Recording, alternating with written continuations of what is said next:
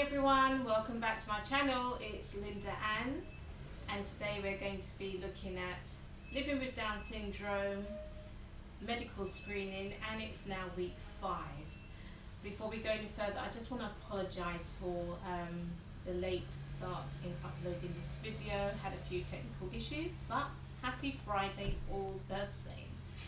And also just want to say thank you as usual to my faithful subscribers, to my faithful viewers, and also welcome to all of you who's joined me for the first time. So if you've joined for the first time, you may want to go back through the other videos that we've uploaded just to get things or put things into perspective. But we're going to get straight into this week medical screening. Okay, Mally, so you've been on this journey. Yes, I have. For a very long time, and I wanted to have you on today just to share from your perspective how the journey has been, because you've been to almost all of the medical appointments. Yeah. And I know it's been a bit tough on you as Caris's younger sibling, but I mean, it's okay for the viewers to hear how I saw it from my perspective, but I think it's also important to involve yourself, because living with Down syndrome, it does impact and it affects all of us as a family, and I do believe it's really, really important to have the necessary support, which you have been a really good support to me. So thank you, thank you, thank you. Yeah. Just for being just for being, you know, the supportive sister, and also the supportive daughter to me. Okay, so you would know better than most people, you know, how challenging it can be for children with Down syndrome or special needs, simply because they don't understand yeah, emotions. they don't understand. Sometimes it's very difficult for them to process their emotions, and they don't know how to articulate how they're feeling sometimes. So I mean, when Caris was a baby, you would have been 6 when she was No, she was 6 She when was- I was a baby. she was 6. I'm getting myself confused now. She was 6 when you were born, so you came and found her going to the medical appointment. So I mean, I don't know what your earliest memory would have been, but perhaps you may want to share how did you find, you know, like when she used to go for the actually I'll let you tell them which one was your most memorable, or you know, whether it be good or bad Well, experience. my most memorable. Well, I have a few ones, like the blood shots. That's the most memorable ones.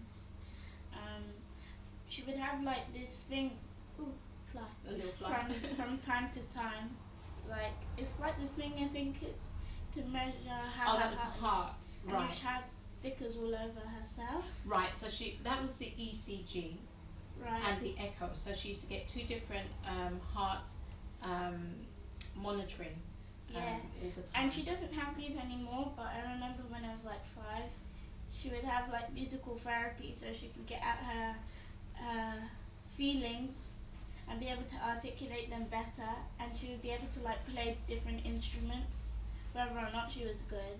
Okay, all right. So, all right, let's take it one by one then, because I think we're kind of rolling it all into one. So, first of all, let's talk about the heart. So, the heart one was quite routine, She and still has to do them now, but most of the ones that she did, she doesn't do that much anymore. because she's getting older, and thankfully, the physical challenges, the health challenges, are not as I'm sure. as crucial as when she was younger. So that's good, and that's a really good sign that she is not going to have major issues as she continues to get older. But it doesn't mean she's out of the neck of the woods. It just means that at the moment she doesn't have the challenge of all of that.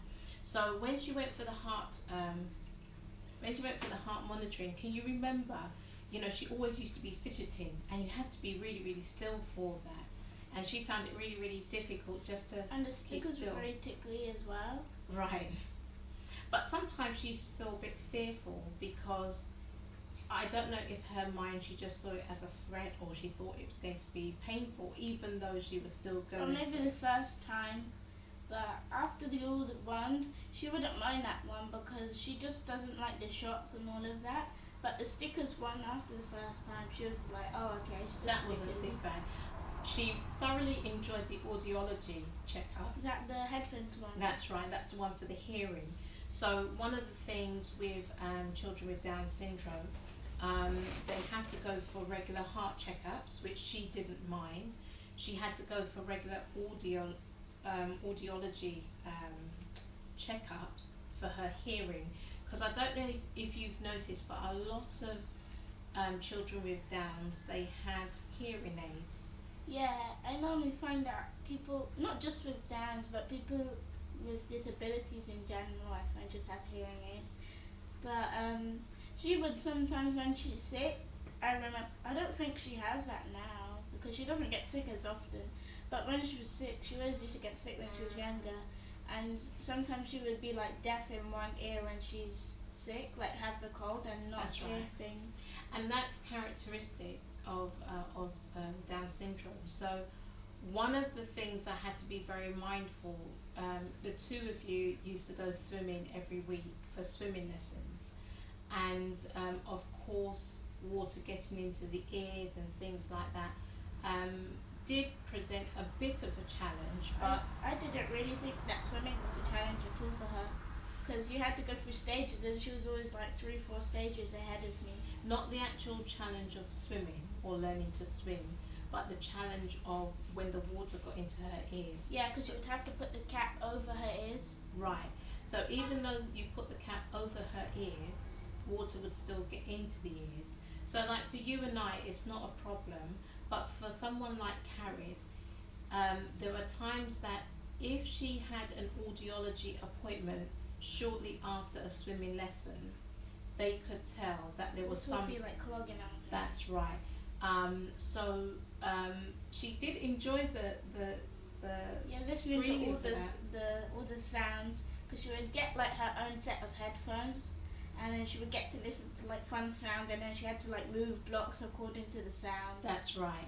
It's just like a game, really. It wasn't It was. anything like an appointment, something that she wanted to do. That's right. So it was a fun way of them testing, but they obviously knew what they were looking out for. But for her, she was none the wiser.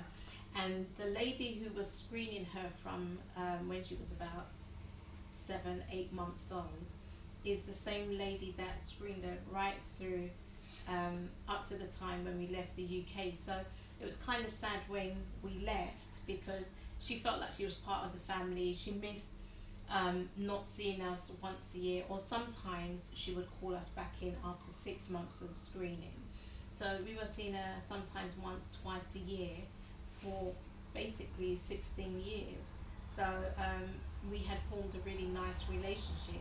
And then also there was the optician, so she enjoyed The opticians were my favourite things to go to because the opticianists, I think that's what you call it. the optician. Yeah, the optician people. The man especially, he was my favourite. He was so nice and jubbly, and he was really sad when we left. He was.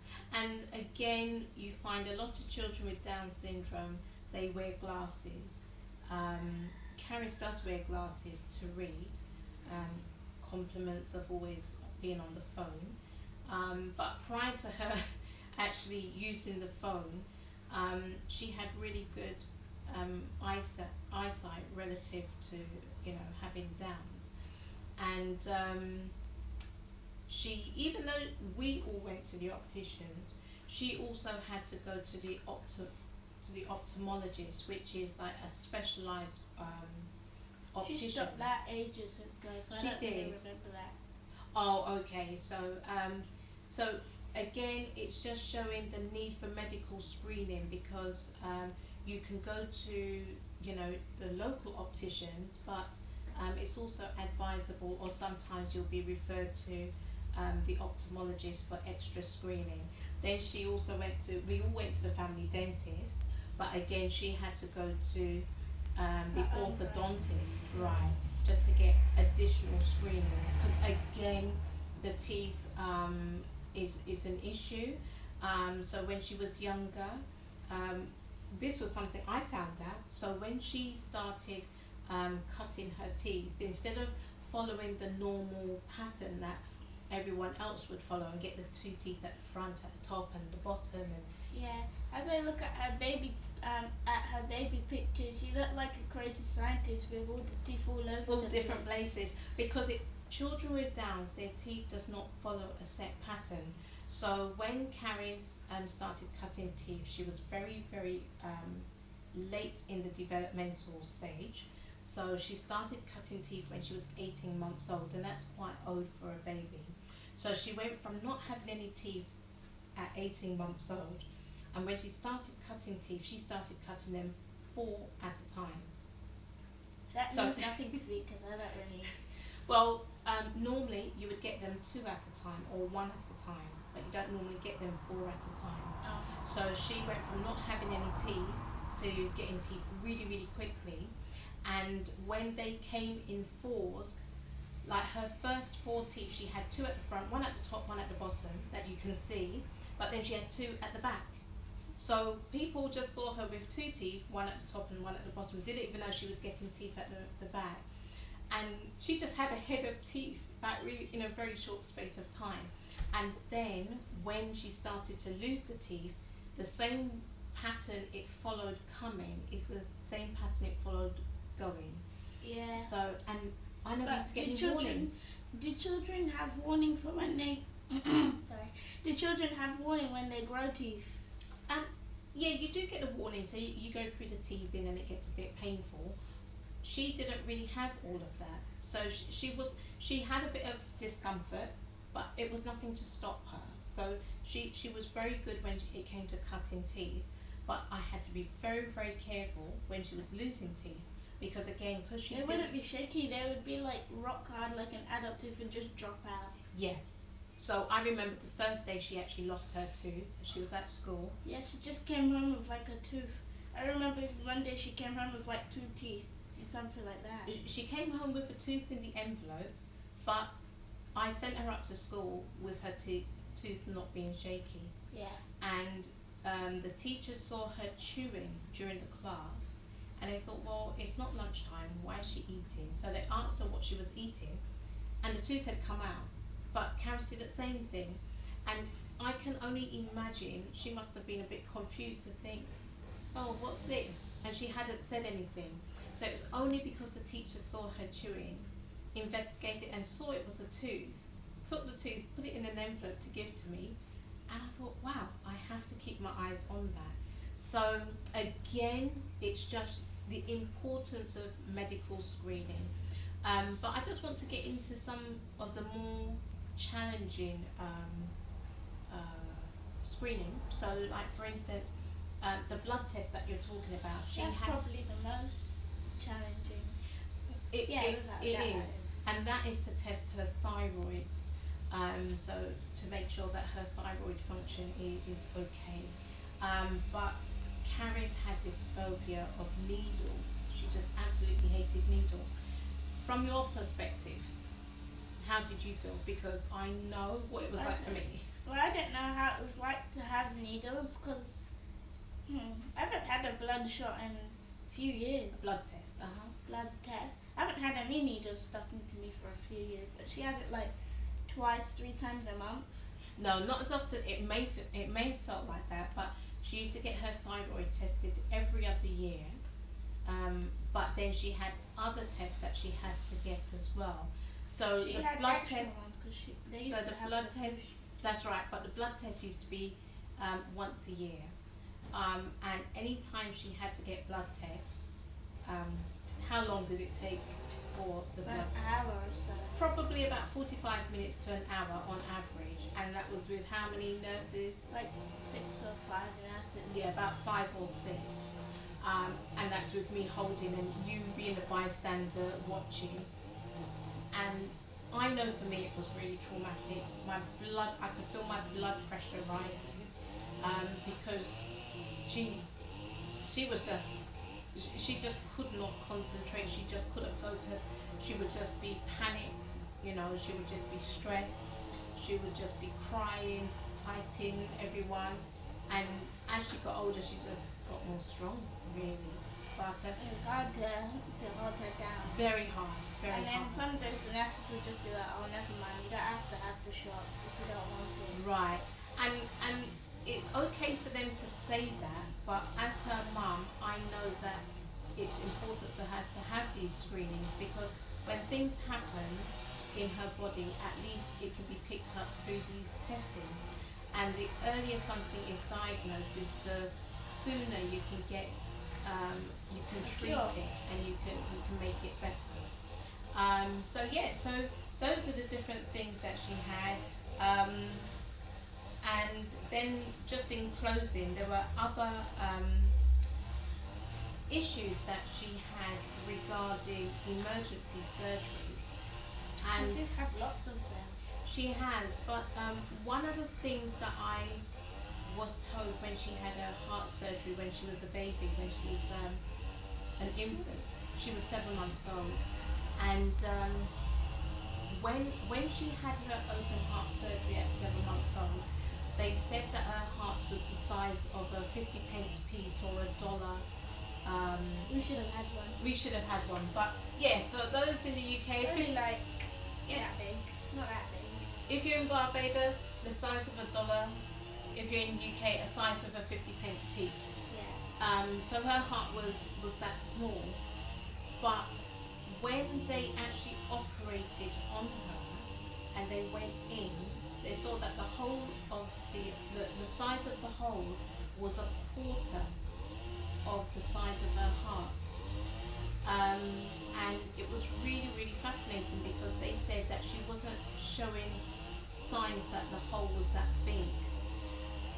And they said that was an indication that throughout life I had to be very, very careful with her, because it shows that she has a high tolerance to pain. Yeah. And it was something that I always kept hold of in the back of my mind. So the first emergency surgery she had A hip. was her hip, when it was coming off. It was riding off her leg or something like that. That's right. So And then they had to put clips and pins in it. to hold it, to stop it from clipping. So it was a rare condition, and I kept saying something was wrong, and she went for testing, she went for x-rays. It was missed because it's a rare condition, and because Karis wasn't able to tell me that she was in pain or anything like that, nobody was really taking as much notice. But I kept insisting, and it got to the stage where I had to take her to A&E, and then they said she's not coming out of hospital, so now she has to have emergency surgery. And had she not had that surgery, it would have further slipped to the point that it could have come off altogether, to make it even more problematic. So fortunately it was caught in time, but obviously it was 10 weeks that A lot could have later been than you avoided. would have wanted. Of course, yeah. So that was one. And then there was the other time when, you guys went away and you Yeah, that's played. the most recent one. We went away to like a summer camp with all our friends. That's right, yeah. About a week or so. And then we have like this thing where you can schedule your days and just play whatever sport you want to play.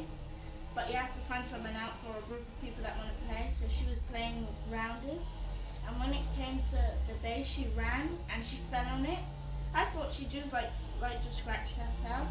But when we came back home, you thought, oh no, something's wrong. So we went to the hospital, and then it was fractured. It was a bad fracture. And I felt sorry for her because she was walking on it and everything. Because everybody just thought, oh, it was just like she just hurt herself. But she was walking on a fractured foot for a day or so.